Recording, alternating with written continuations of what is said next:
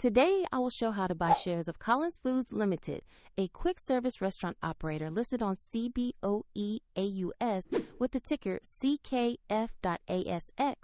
Collins Foods runs and franchises fast food restaurants across multiple regions.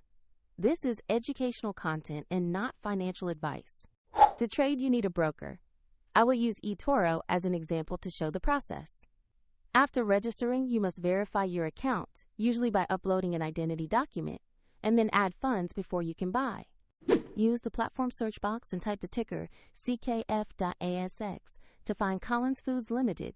Open the matching result to access the company's trading page and ensure it is the correct listing.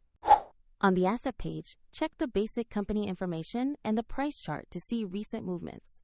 Confirm the company name and CKF.ASX ticker to make sure you have the right stock. Click Invest or Trade, enter the amount you want to spend, then review the order details and confirm. If the market is closed, the order may be queued or executed according to market rules, and if your funds are insufficient, the platform will prompt you to add money before confirming.